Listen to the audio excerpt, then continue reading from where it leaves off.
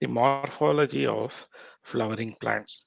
And as I have already told you, uh,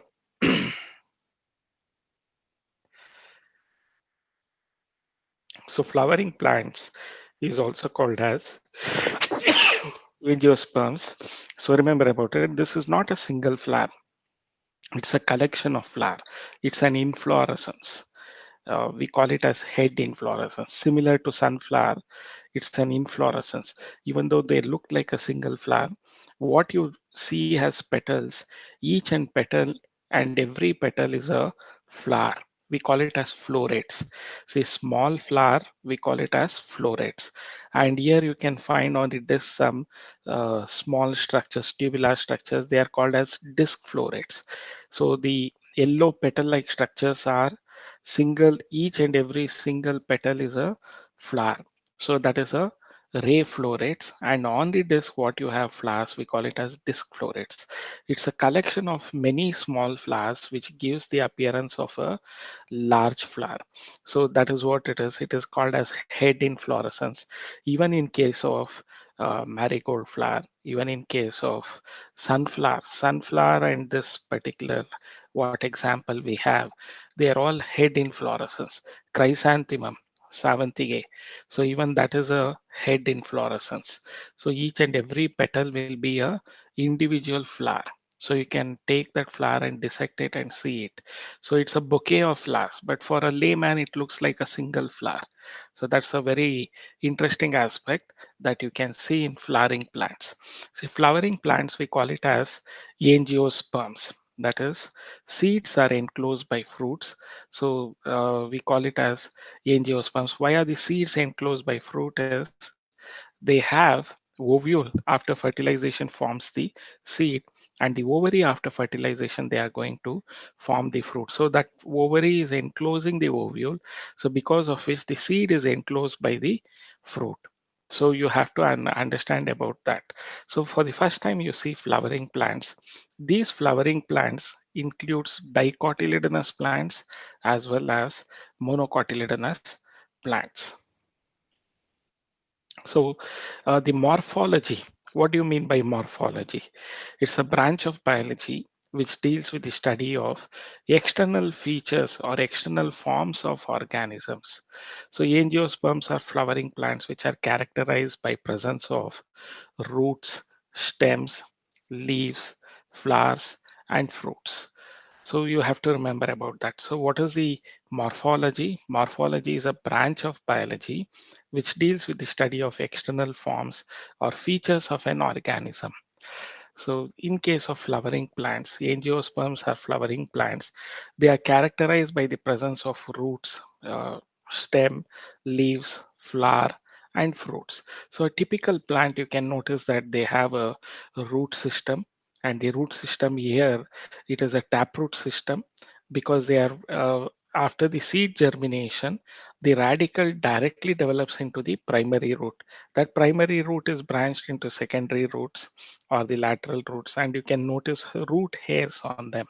So this type of root system, which is noticed in dicotyledonous plant, we call it as tap roots. And you can also notice that above the soil, the entire structure, we call it as the stem. So the stem or shoot system as a stem, and on the stem there are nodes. Node is the region where the leaf arises, and node also has this buds at them, axillary buds. The distance between two nodes, we call it as internode.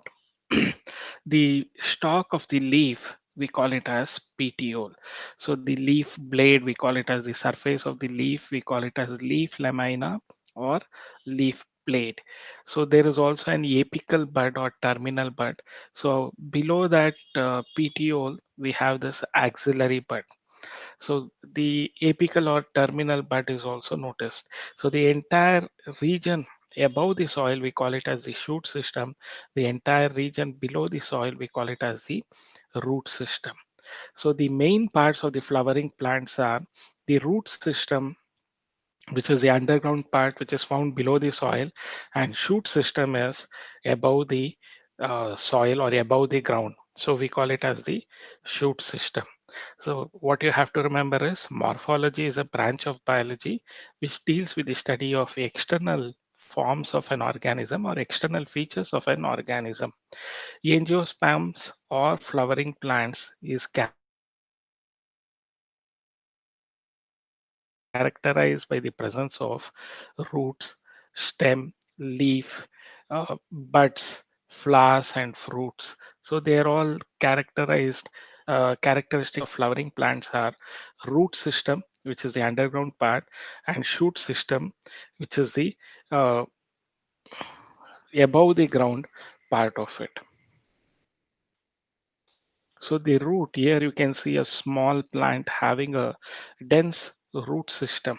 So what you can remember in case of the shoot system and root system is shoot system is positively phototrophic. They grow towards the source of light. Root system is negatively phototrophic. That is they grow away from light. Roots are growing to grow towards the gravitational force. They are going to grow towards the gravitational force. We call it as positively geotrophic, whereas the shoot system grows against the gravitational force. So we call it as negatively geotrophic. Roots grow towards the source of soil. They are positively hydrotrophic. So when you describe the shoot system, you can say it as the shoot system is positively phototrophic and negatively geotrophic. The root system is negatively phototrophic and positively geotrophic and positively hydrotrophic. So these points you can utilize to differentiate between the shoot system and root system. Shoot system is positively phototrophic, that is they grow towards the source of sunlight, and shoot system is negatively geotrophic as they are growing against the gravitational force. Okay, so they are negatively geotrophic. So shoot system is positively phototrophic and negatively geotrophic. The root system, on the other hand, it is positively geotrophic. They are growing towards the gravitational force, so it is positively geotrophic. Negatively phototrophic, that is they grow away from the light, and they are positively hydrotrophic. They grow towards the source of water. So the root system grows towards the source of water. So you have to remember about these points regarding the shoot system and the root system. Okay. So the root, it is developed from the radical of embryo. See, you can see in this slide the seeds germinating. So seeds have two cotyledons and an embryo will be found in between the two cotyledons. When they are sown in a soil, they germinate. So the first part that is formed and which is growing towards the soil, we call it as the radicle. And the above part, which is going to become the future shoot system, we call it as the plumule. So this above region, we call it as plumule with first set of leaves which are made up of the cotyledons. So the radicle grows towards the soil and they are going to form the future root system, whereas this plumule is going to grow against the uh, gravitational force and they are going to form the future shoot system. So seeds after germinating, the radicle develops to form the root system and the plumule develops to form the shoot system. So that you have to remember about. So root is the underground part formed from radicle of embryo. So root is an underground part formed from the radicle of embryo during seed germination. Okay, so the types of root systems that we have is taproot system, fibrous root system, adventitious root system. In taproot system, the primary roots are formed from the radicle, which branches to form the secondary roots. Secondary root branches to form the tertiary roots, and the tertiary roots are going to have the root hairs. Root hairs absorb water. So the in this sort of taproot system, you can notice it in the dicotyledonous plants.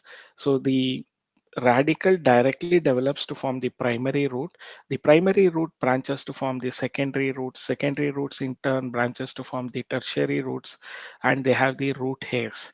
So this type of root system we call it as taproot system. In taproot system, the radicle directly develops to form the primary root. In fibrous root system, the radicle doesn't develop further, and rather from the base of the stem roots arises which spreads throughout the soil. See, taproot system goes deep into the soil. Fibrous root system spreads towards the soil, throughout the soil. So they are soil binders. Most of the monocotyledonous plants, you notice this fibrous root system. They are soil binders, and they also avoid or prevent soil erosion. So the monocotyledonous plants like grasses, so the bamboo, they all exhibit this fibrous root system because from the base of the stem they develop the roots. See, the adventitious root system is if the plants are going to develop roots from any other part apart from the radicle, so we call it as adventitious root system. See, in case of banyan tree, here they have given an example of banyan tree. From the aerial stems, the roots are going to grow down to the soil. From the aerial stem they are developing, and they provide mechanical strength to this huge canopy of this banyan tree. So they act as pillars. They provide the mechanical strength. We call such roots which are arising from the aerial stems as aerial roots, and they reach the soil, and they provide mechanical strength and support to the huge canopy of banyan tree. So you might have visited the big banyan tree, where you might have noticed that 5 acres of the land is occupied by a single banyan tree. Okay, so this roots, we call it as prop roots. In case of banyan, we call it as prop roots. So the taproot system. So as I told you that taproot system is a characteristic feature of the dicotyledonous plants. So it consists of a primary root. So that is the taproot, which is formed by the radicle. It consists of a primary root and its branches, the lateral roots, you can call it as secondary root, tertiary roots, and its branches, we call it as lateral roots such as secondary roots and tertiary roots. They also have root hairs. So this is seen in dicotyledonous plant. Primary root is the elongated form of from radicle. The elongated form of radicle, we call it as primary root. Example, you can notice it in mustard plant. All the dicotyledonous plants, you can notice this taproot system which goes deep into the soil. Okay, so the taproot system, it consists of a primary root or taproot and its branches, which are called as lateral roots, such as secondary roots and tertiary roots. The taproot system is noticed in dicotyledonous plants. The primary root is the elongated form of radicle. So the seed germination, during seed germination, the radicle enters into the soil, and that is going to develop to form the primary root.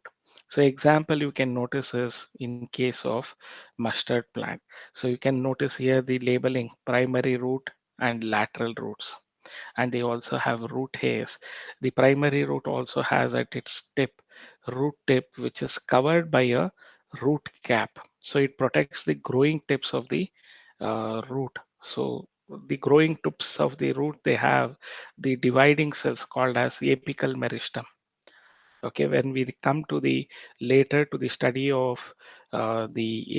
structural, the internal morphology of plants, we'll be discussing about that apical meristem. So the taproot system, you can also notice it modified into different types. In case of mustard plants, you can see that they all already have a, structure in the which is almost thickened part of the roots. Here it is.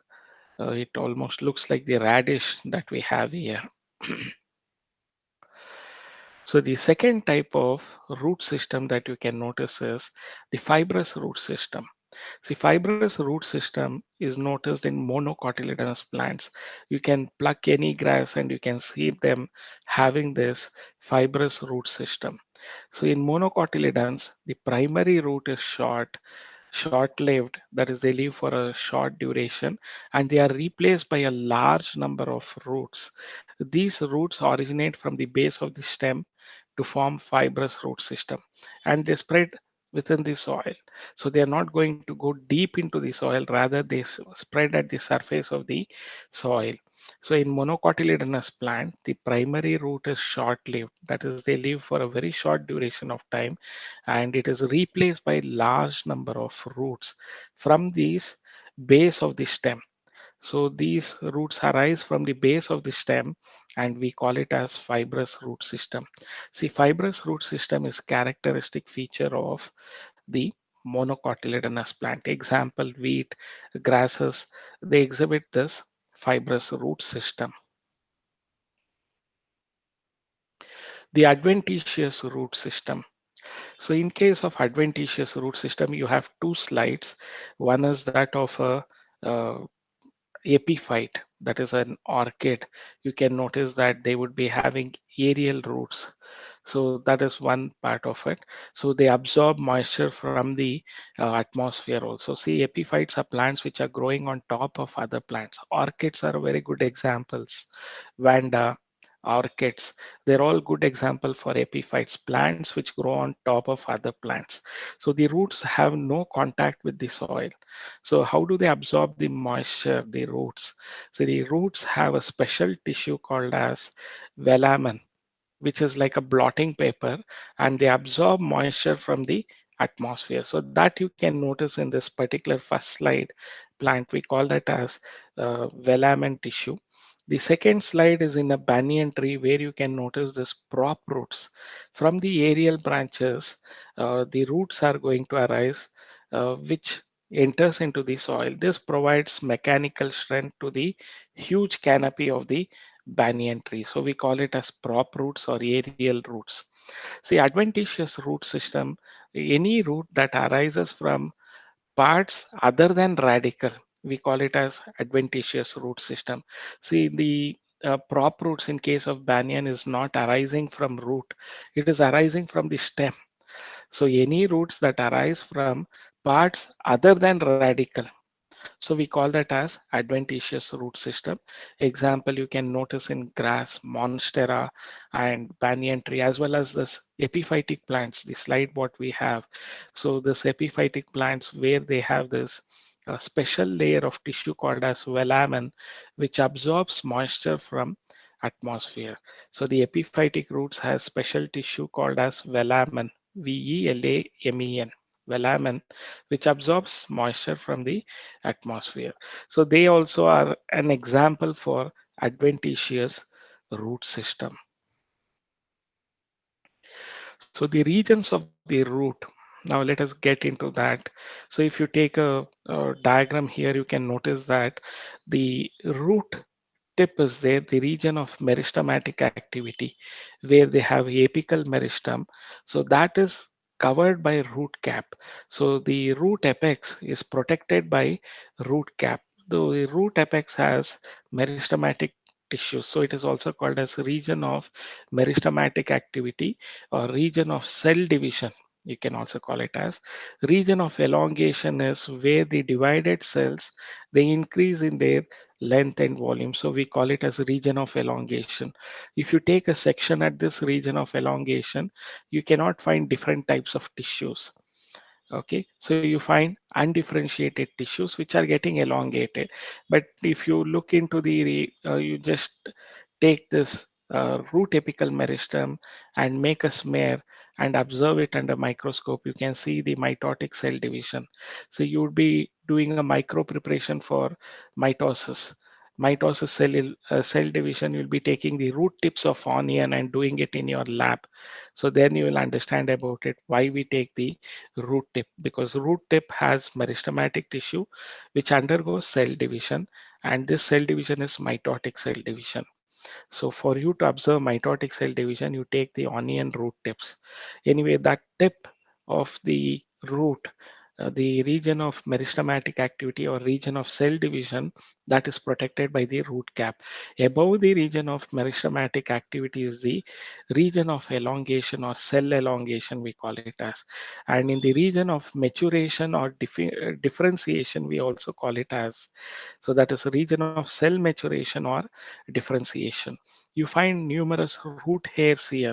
In this region, you can differentiate tissues, like you can see the outermost epidermis with unicellular root hairs. Then they have this cortex, they have an endodermis, pericycle, xylem, phloem, and pith. All these zones you can differentiate in the region of cell maturation or differentiation.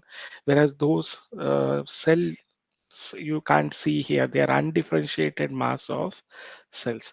Those cells gets differentiated in the region of cell maturation or cell division. You notice that cells gets differentiated to form the epidermis, cortical cells, endodermis, pericycle, xylem, phloem, pith. All those maturation of tissues you can see in this region of cell maturation. If I have to study the transverse section of root, so I would be taking a thin sections at this region of cell maturation to study the different types of tissue there. So the regions of the roots are root cap, which protects the growing tips or the apical meristem, region of meristematic activity, where they are undergoing rapid cell divisions, and region of cell elongation, the divided cells, they are going to increase in their length and volume. And region of maturation or differentiation, the cells are going to differentiate to form parenchyma, sclerenchyma.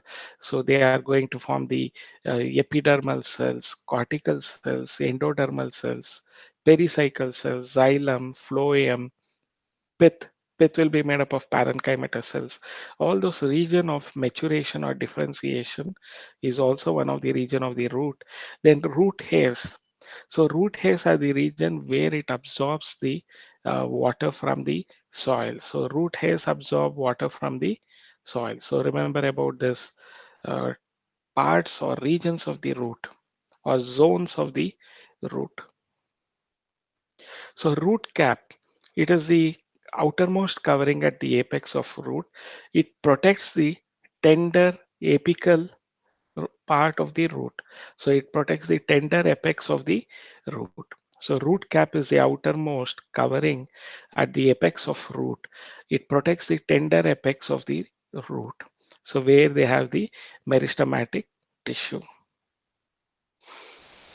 So the region of meristematic activity, it is seen above the root cap. Here the cells are very small, thin-walled, and with dense protoplasm. They are undergoing rapid cell division. So you can just say it as undifferentiated mass of rapidly dividing cells. You notice that in the region of meristematic activity. In the region of the meristematic activity, you can notice undifferentiated mass of rapidly dividing cells. So they are also called as the cells which are very small, thin-walled, and with dense protoplasm, which undergo cell division repeatedly. Okay, that is the region of meristematic activity. The region of elongation or cell elongation is this region is above the meristematic region. Here the cell undergoes rapid elongation and enlargement. It helps in the growth of root in length. So the region of elongation helps in the growth of the root in length. So the region just above the meristematic region is the region of elongation. Here the cells are undergoing rapid elongation and enlargement. And you can also notice the region of elongation helps in the growth of the root in length. So the growth of root in length is because of this rapid elongation of the cell and enlargement.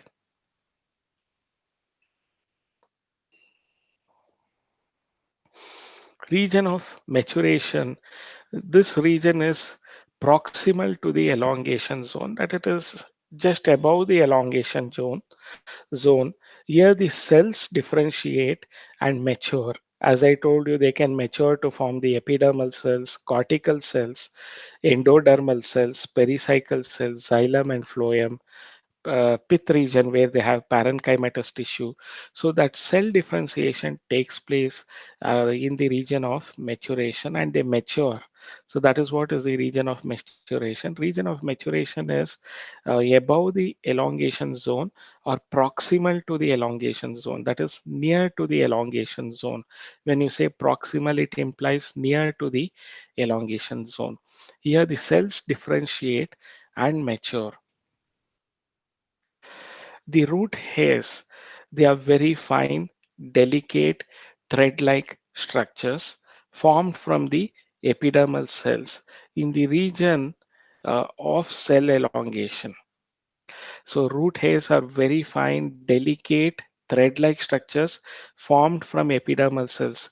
See, root hairs are unicellular in nature. You should also understand that they arise from the epidermal cell as extensions. So root hairs are unicellular, delicate, thread-like structures formed from the epidermal cells behind the region of in the region of cell elongation.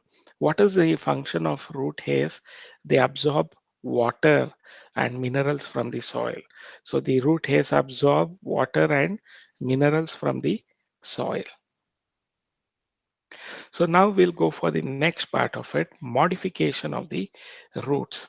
So in some of the plants, the roots are modified to function perform various function other than absorption and conduction. See, what is the function of the root? They provide anchorage to the plant. That is, they help in the plants being fixed to the soil, anchorage. Second aspect, they help in absorption of water and conduction of water. So this is the function of the root, general roots, that is their function. But in some of the plants, they have modifications to perform various functions. Like in carrot, the root is modified to store food. So we have this conical root. Even in radish, the fusiform root, the root is modified to store food. See, the turnip is an example, or beetroot, where the have this definite shape of beetroot shape. We call it as napiform roots. Again, they are also storing the food. So the swollen roots for food storage, you can notice. Prop roots, you can notice in case of banyan tree. Stilt roots, you can see it in case of maize plant. In the third slide, it is a maize plant and sugar cane. You notice the stilt roots. At the base of the stem, they have certain roots arising from them, which enters into the soil. The base of the stem, the roots enter into the soil. That is to provide mechanical strength to the roots. So they are called as tilt roots, pneumatophores or respiratory roots. This you find in case of this mangrove plants where the roots arise from above the soil. Usually the roots are positively geotrophic, isn't it? So the pneumatophores or respiratory roots are positively, negatively geotrophic. They grow against the gravitational force. They come out of the soil. See, the third slide is an example of where you can see small protrusions in the soil. Small protrusions in the soil, they are all nothing but the respiratory roots. They are coming out of the soil. They have numerous pores on them.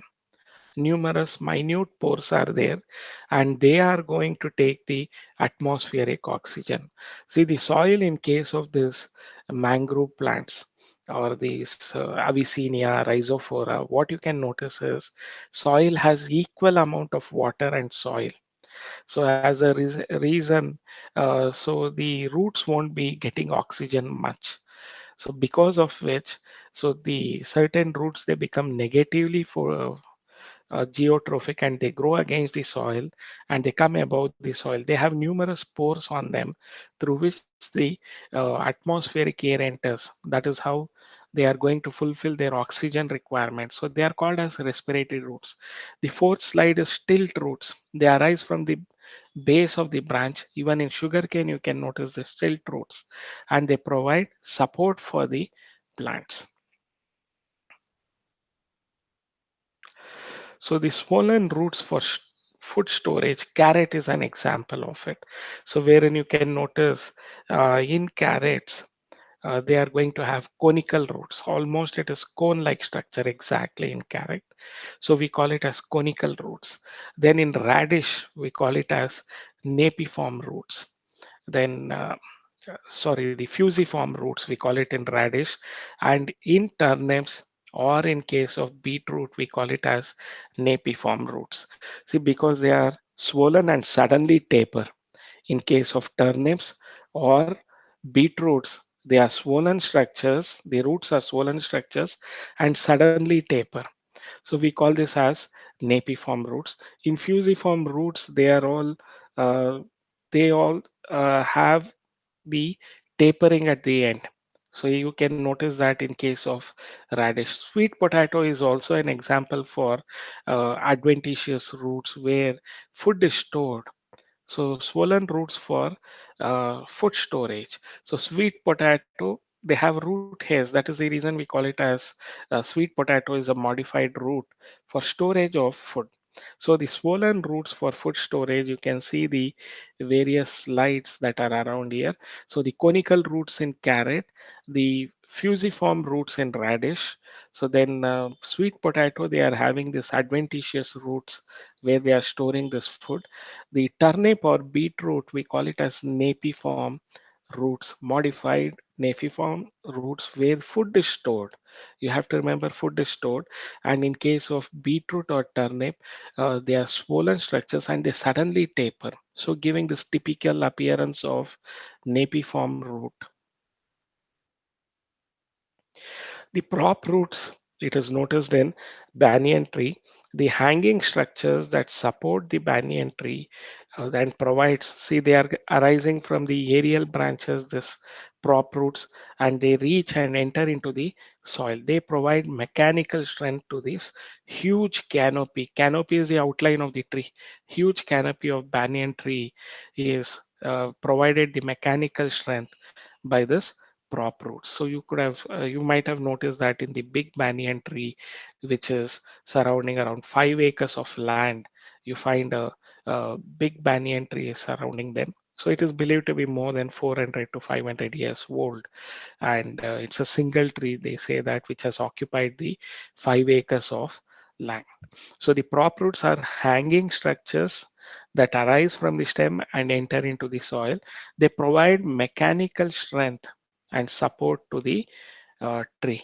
So that is the role of prop roots.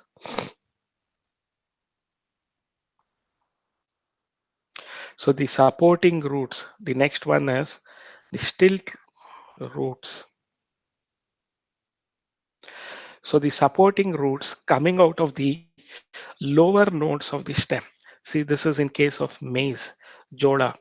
So they have already harvested it, but here you can notice that at the base of the stem you find the stand-like structures. They provide mechanical strength to the plant. So the supporting roots coming out of the lower nodes of the stem, we call it as stilt roots. Even in sugar cane, at the lower part of the stem, you can notice this stilt root. Maize exhibits the stilt root. Sugarcane exhibits the stilt root. Pandanus is also an example which exhibits stilt roots. So the supporting roots coming out of the lower nodes of the stem, we call it as stilt roots. Example, maize plant and sugarcane, they exhibit this stilt root. So the pneumatophores or respiratory roots. So the roots that come out of the grow and grow vertically upwards to get oxygen from the atmosphere for respiration, we call it as pneumatophores. Pneumatophores are negatively geotrophic roots which grows above the soil and comes out of the soil and grows vertically upwards to get oxygen from the atmosphere for respiration.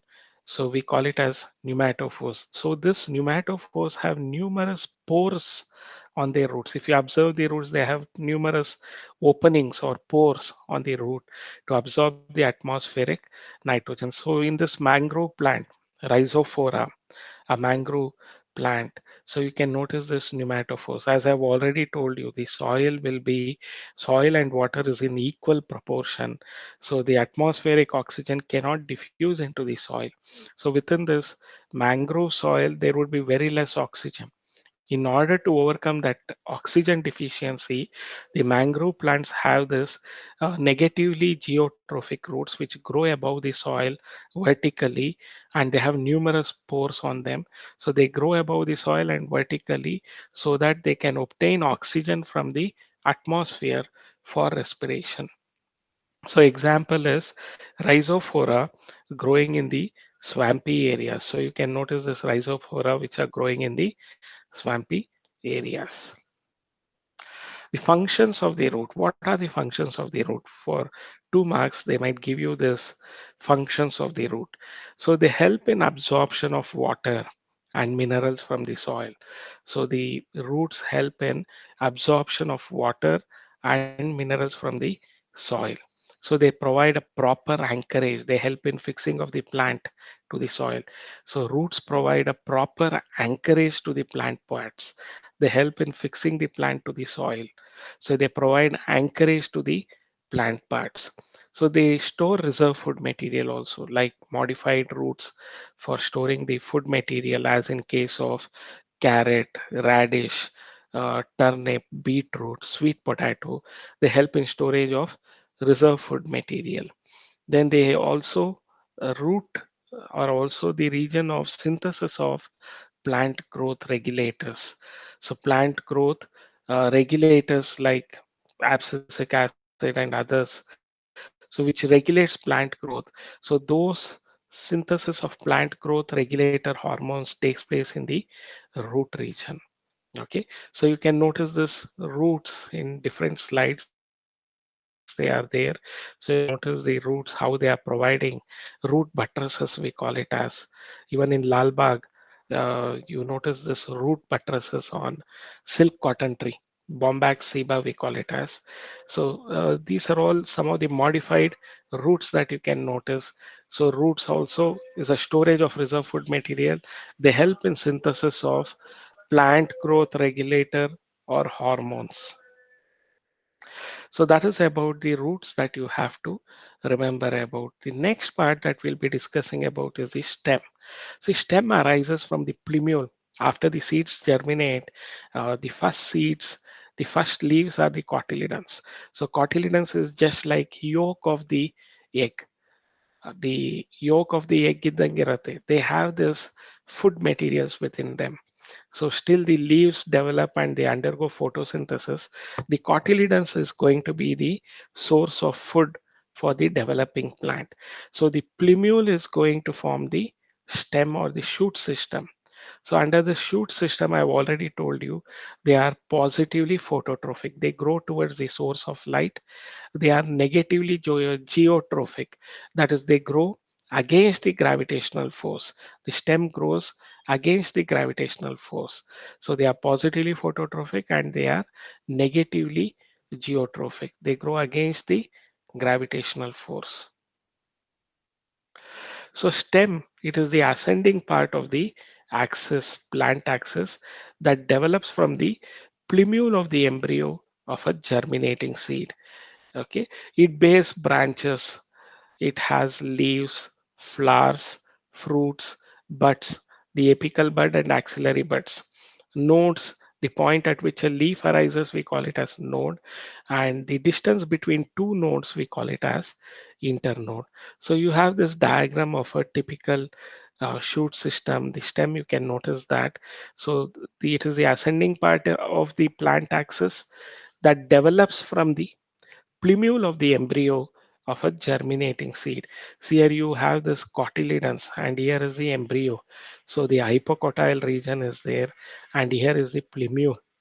Okay, so the plumule is going to uh, grow above the soil to form the future stem system. The radical grows below the soil to form the future root system. So you should remember about that. So the stem bears branches like leaves, flowers, fruits, buds. The buds can be apical buds or the axillary buds. And they also have nodes and internodes. Node is a point at which a leaf arises, and internode is the distance between two leaves. The distance between two leaves, we call it as internode.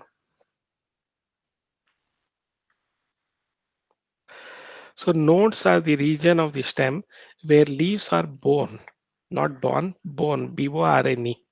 So nodes are the regions of the stem where the leaves are born.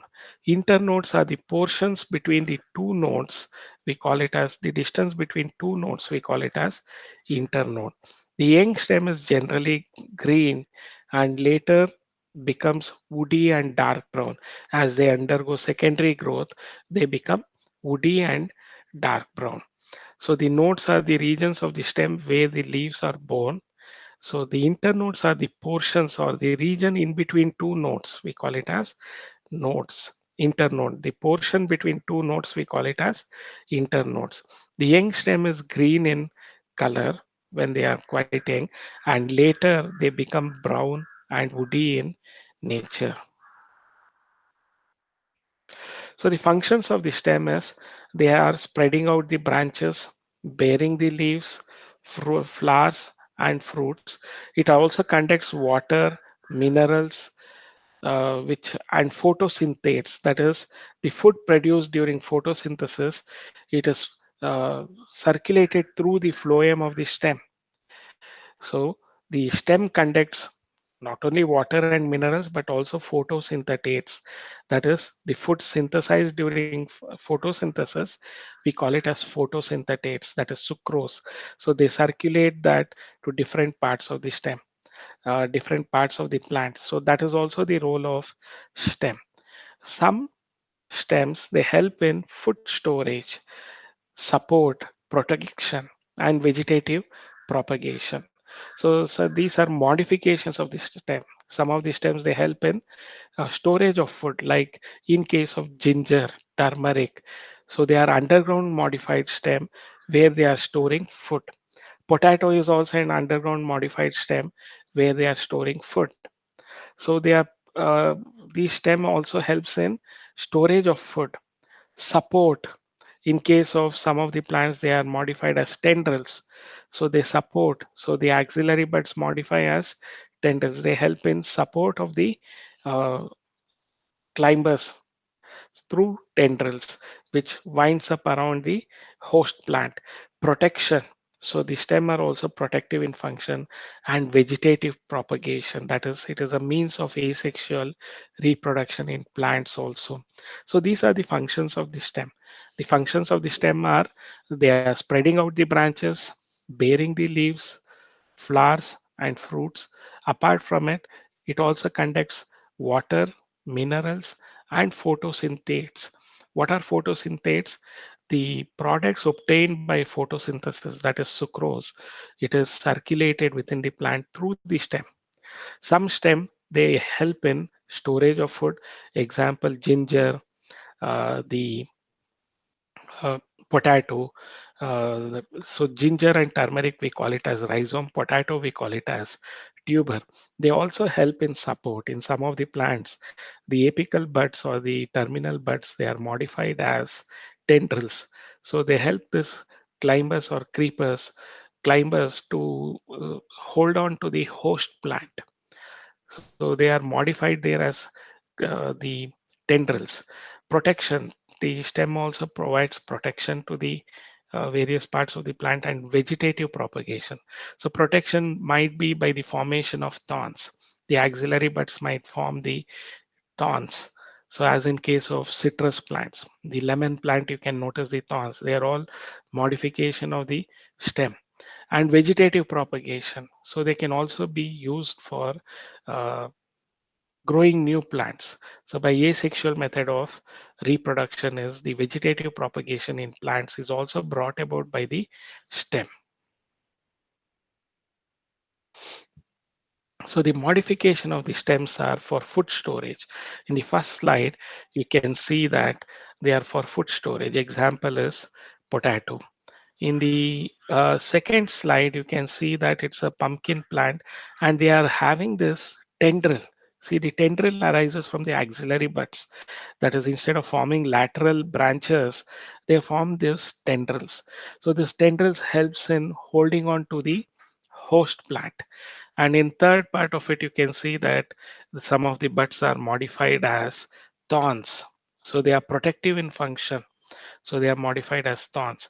Even in case of phylloclade, so you notice this in case of cactus plants, where the cactus plants are xerophytic plants. They grow in condition where water availability is less, so the leaves are reduced to spines on the stem. So you find spines on them. They're all nothing but reduced leaves. Why should the leaves be reduced? See, leaves are going to be a source of maximum loss of water by transpiration. Through stomata, they lose maximum water.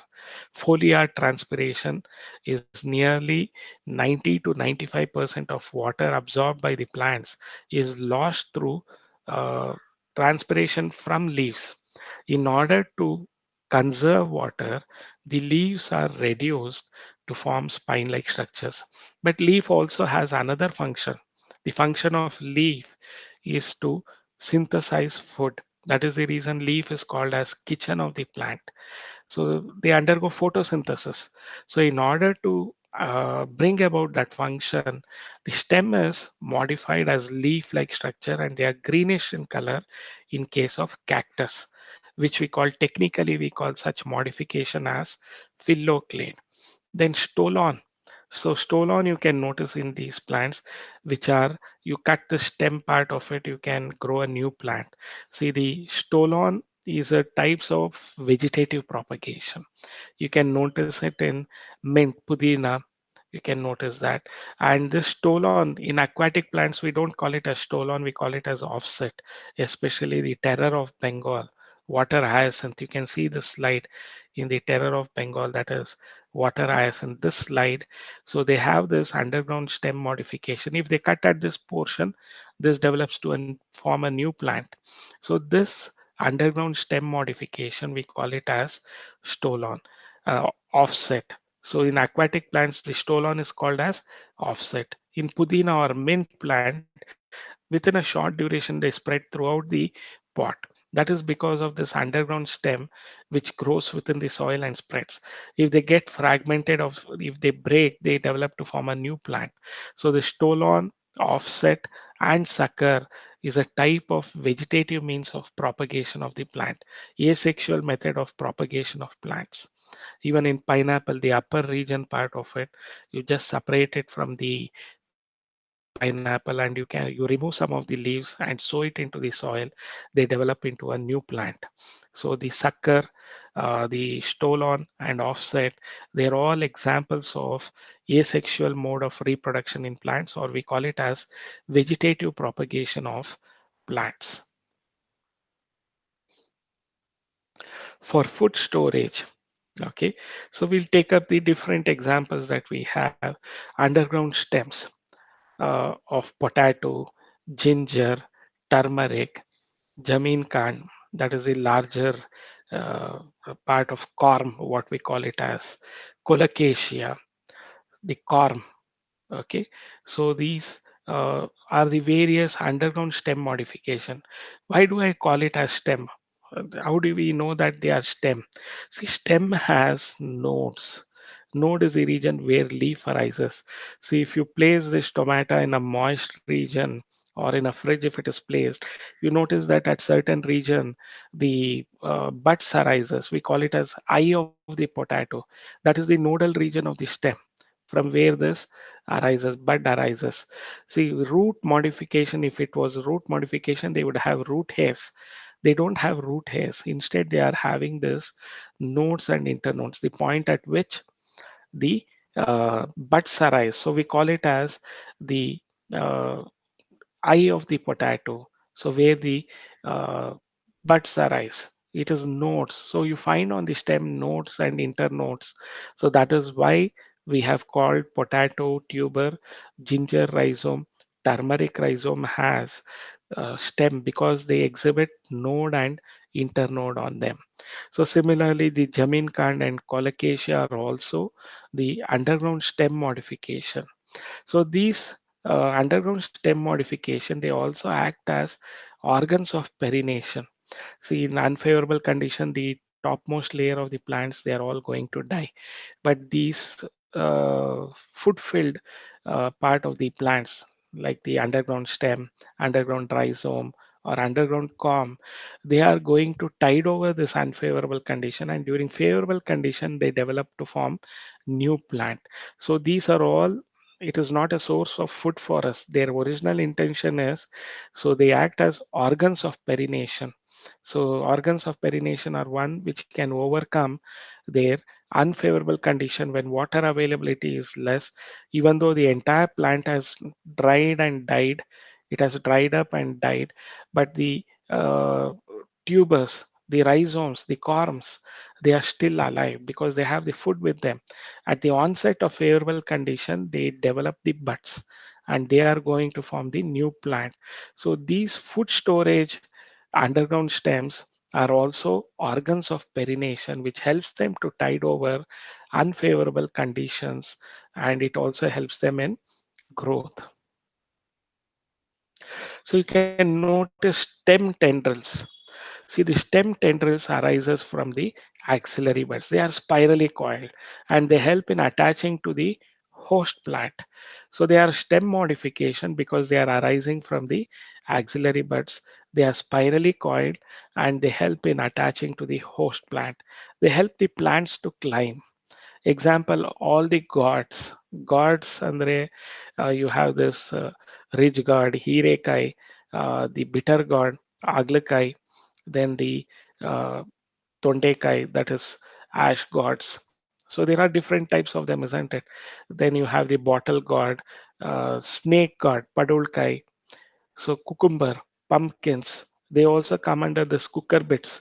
So all of them are having this axillary bud modified as the tendrils, stem tendrils. They are spirally coiled structure. They help in attaching to the host plant and they also help in climbing. That is the role of these stem tendrils. Example, gourds of Cucurbitaceae family and grapevines. Even in grape plant, you can notice this particular stem tendrils. Thorns. So they are woody, straight, and pointed structures. They develop from the axillary buds. So you can notice it in lemon plant. So they are very, very uh, sharp and strong. Also woody, straight, and pointed structures, which are developed from the axillary buds. They protect the plants from the browsing animals. So the lemon plant, the citrus plants, they have this thorns which are nothing but modified axillary buds. So they are protective in function. They help the plant from protect the plant from being browsed by the animals, that is grazed by the animals. Citrus plants, bougainvillea, what we call it as paper uva. You might have seen this. They grow it for its wonderful flowers. So the we also used to call it as paper flowers, but this is the bougainvillea. So even in bougainvillea, the axillary buds are modified as thorn-like structures to protect it from being grazed by this herbivorous animals. So example for this type of modification to protect the stem is citrus plants and bougainvillea. So you have to remember this examples. Then phylloclade. It is a green flattened or fleshy cylindrical stem containing, see in euphorbia it is fleshy cylindrical stem, whereas in opentia or cactus it is green cylindrical flattened structures. So they are green because they are having the chlorophyll for photosynthesis. So leaves are absent. The stem takes up the function of photosynthesis. So they are found in some plants of arid regions or where the water availability is less. So you find these plants growing in soil where water availability is less. So in arid regions, you find this phylloclades like Opentia and Euphorbia growing there. They store water within them along with mucilage. So example for phylloclade is Opentia, flattened stem, and Euphorbia, cylindrical stem. So what is a phylloclade? It is a modified stem which is green, flattened, or fleshy cylindrical stem which contains chloroplast for photosynthesis. The leaves are reduced as spines. We find the leaves are as spine-like structures on them. They are found in plants of arid region, that is, in the regions where water availability is less. So you find these plants in the deserts or in regions where there is scanty water or less water. You find this uh, cactus growing or euphorbia growing along. So, and you might have noticed in this particular cactus, that is the fruiting body of this cactus. They have the flowers developed, and that flower is going to form the fruit.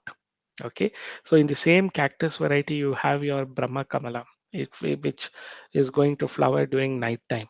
So what you eat as dragon fruit is also a fruit of one of the cactus variety.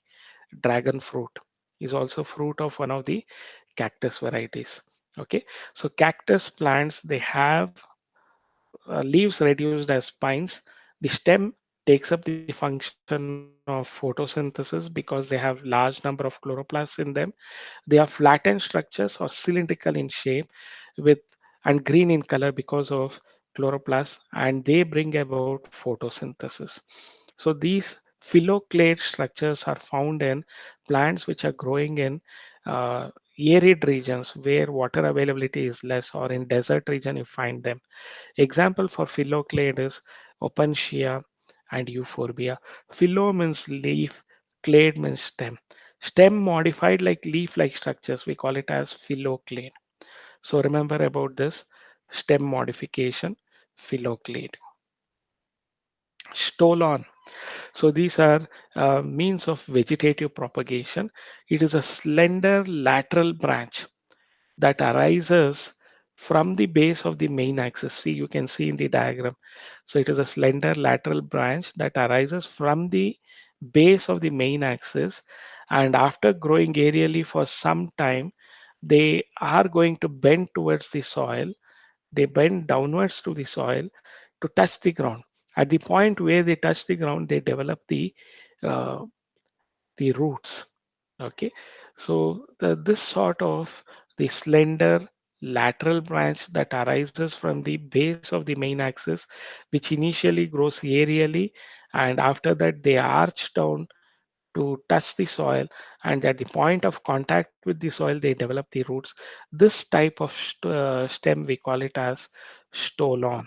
So this you can notice it in mints, mint andre pudina and jasmine, the Mallige variety. You can notice you just cut this part of this stolon, and now it becomes a new plant. It's a means of vegetative propagation.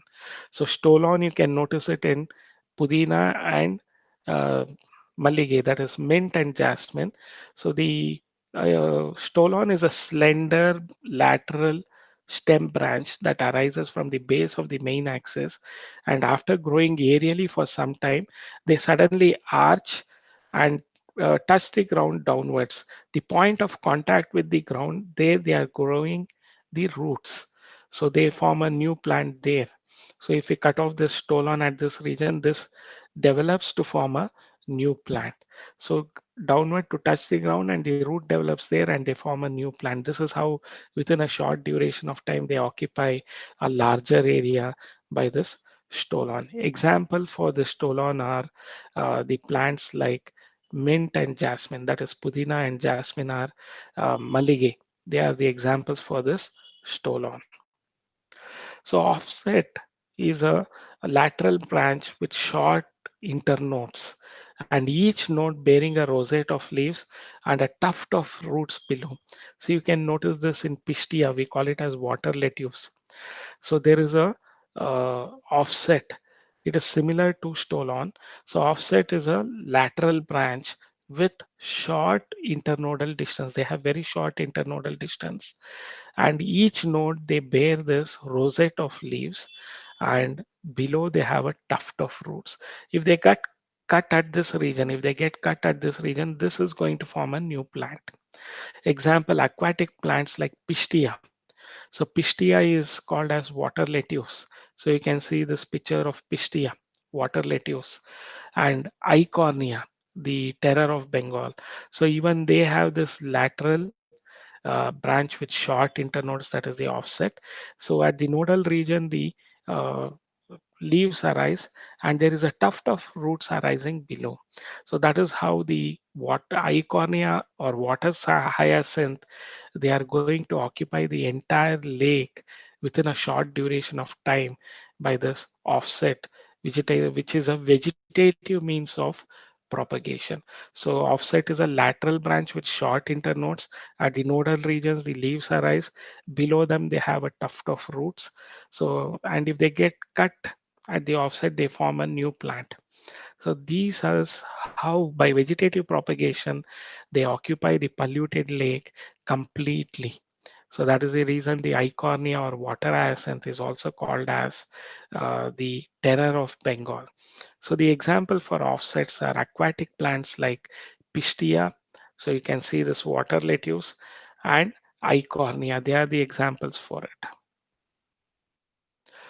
So sucker, it is the lateral branches that originate from the basal underground portion of main stem. See, the lateral branches that arises from the basal underground portion, it is not above the soil. See, in case of the stolon, it was above the soil. In suckers, the lateral branches are inside the soil.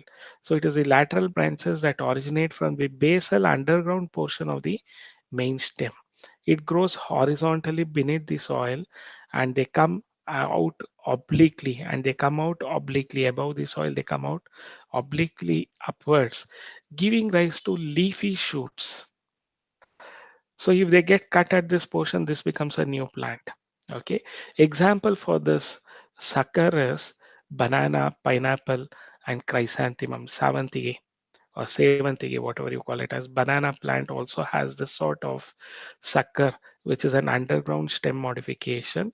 So where the uh, lateral roots develop and in the underground portion, from the underground portion of the main stem, it grows horizontally beneath the soil and comes out obliquely upwards, giving rise to the leaf shoot. Example for the suckers are banana, pineapple, and chrysanthemum are the examples of it. So underground stems of some of the plants, example grass and strawberry, they spread to new areas. Niche means new place, new area, and when older parts die, the new plants are formed. See, they spread by this underground stems in plants like grass as well as strawberry. They spread in the underground soil. So the underground stem spreads within the soil, and whenever the older plant dies, the new plant are going to form a the plants that exist, they are going to form a new plant. So they spread to new areas, new niches means new areas, and older parts die, new plants are formed. So this is what you can notice in case of some of the grass and strawberry, where the underground stems, they are going to spread to new niches, and when older parts die, the new plants are formed. So we'll discuss about the leaf in the next class. So this would be sufficient for our today's class. So do you have any doubts or clarifications regarding today's class?